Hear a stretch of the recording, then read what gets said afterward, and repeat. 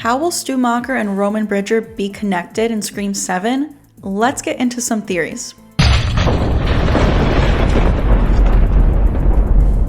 Certain rules. Push the laws and you end up dead. This is the moment when the supposedly dead killer comes back to life. Not in my movie. Surprise, Sydney. He's gone mad. We all go a little mad sometimes. A very simple formula. You want to play psycho killer? Everybody's a suspect. No, please don't kill me, Mr. Ghostface. I want to be in the sequel. I'll be right back. Okay, I think it's gonna go something like this. I'm Pamela, welcome back to the channel. In case you've been living under a rock, Matthew Lillard is back, Scott Foley, aka Roman Bridger, is back. It's got all of our minds racing.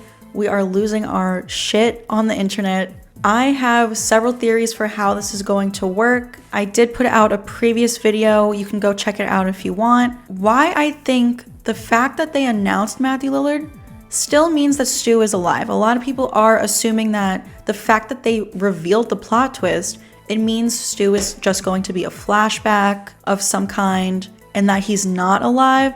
I still think he's alive. I think they knew they couldn't keep this a secret until the release, chose to use it as a marketing tool instead, and also choosing to announce Scott Foley was strategic to throw us all off. Because obviously Roman is confirmed dead, so they announced him to throw us all off, to have us confused, which is a good thing because they don't want us to just know for a fact that Stu is alive. If they only announced Matthew Lillard, we would be like, okay, Stu's alive.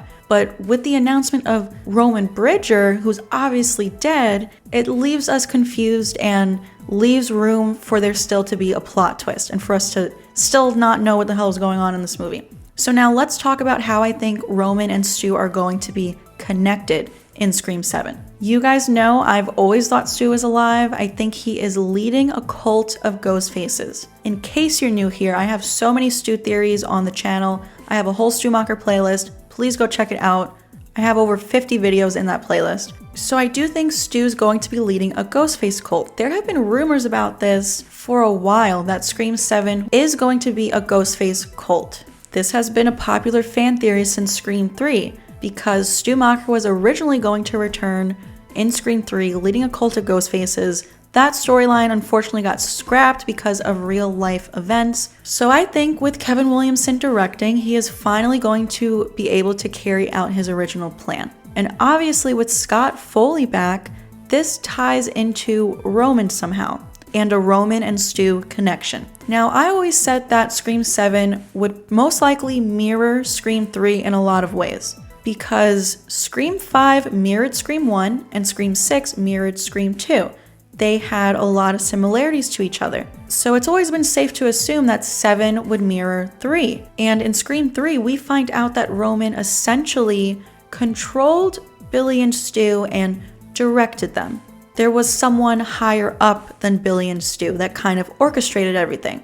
So I think in Scream 7, we will find out that in Scream 5, someone was controlling and directing Richie and Amber. Richie and Amber were the new Billy and Stu. And now in Scream 7, Stu will be the new Roman. If Richie and Amber are sort of like Stu, we're going to find out that there's someone higher up than them, controlling them, orchestrating things, and that is going to be Stu Macher, the cult leader. I also think Jason and Greg from Scream 6 were a part of the cult, but that is a whole nother story. I have videos on that in the past, please check them out. I have so many cult clue videos, so we're not going to get into everything in this video, but I do think this is how Stu and Roman will be connected.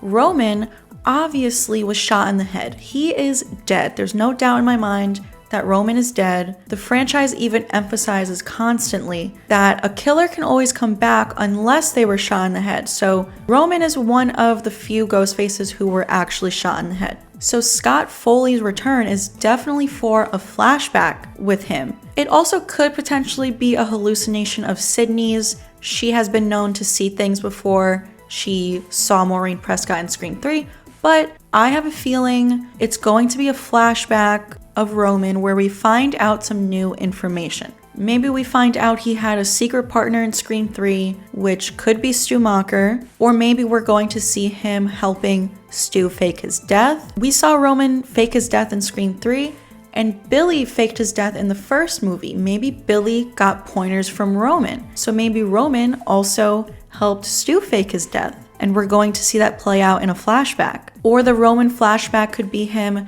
tracking down Maureen when she essentially slams the door in his face. Or Roman when he found Billy Loomis and sort of gave him the plan. There are a lot of people out there who believe Roman had a secret partner in Scream 3 because he originally was going to in the script. His partner was Angelina Tyler. They chose to scrap that idea, but there are a lot of scenes left in the movie that points towards 2 killers. It's like they filmed most of the movie before deciding to make it a solo killer. Kevin Williamson obviously didn't get to carry out his original plan in Scream 3, and he has been pretty vocal about the fact that he isn't crazy about Scream 3. He doesn't really like it. So one reason that he maybe doesn't like it is because there are some plot holes, like scenes that show 2 killers. Roman Bridger even said he taught Billy Loomis, you need a partner to sell out, but then he didn't have a partner himself. So maybe Kevin Williamson wants to rectify some of those plot holes and fill in the gaps and show flashbacks with Roman and Stu.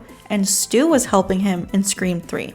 And that could be how they're connected. I just think mainly Stu is going to be the new Roman, where we find out, go back to the beginning, Scream 5 being the beginning of this like new set of Scream movies, find out that Richie and Amber were controlled by Stu, just like Billy and Stu were originally controlled and directed by Roman. So that is how I think Stu and Roman are connected. And they wanted to let us know Matthew Lillard is back because they knew they couldn't keep it a secret, but they also chose to tell us about Scott Foley to really purposely confuse us so we don't really know what is going on. If they only announced Matthew Lillard, we would essentially all be like, okay, Stu Macher's alive, the plot twist is revealed. What's the point of seeing the movie? But with Roman back, who is obviously dead, it has us wondering like, what is going on? And a lot of people out there who are not Stu believers, or I even see Stu believers now saying, okay, Matthew Lillard is probably just a flashback since they told us. Those people are going to be shocked at the end of the movie when they still reveal that Stu is alive. Because the fact that they told us, most people are going to go into the movie thinking Matthew Lillard is only going to be a Stu flashback, and then our minds are going to be blown when he's revealed to be alive. But that is it for today. That is how I think Stu and Roman will be connected in Scream 7. Please leave a comment. Let me know your thoughts. Give this video a like if you enjoyed it, if you're pumped for Scream 7. Subscribe to the channel if you're new here. Make sure you turn on all notifications so that you don't miss out on future crazy Scream 7 updates and Scream theories like this one. Please also go follow me over on Instagram, TikTok, and Twitter. Thank you so much for tuning into another video, and I will be right back.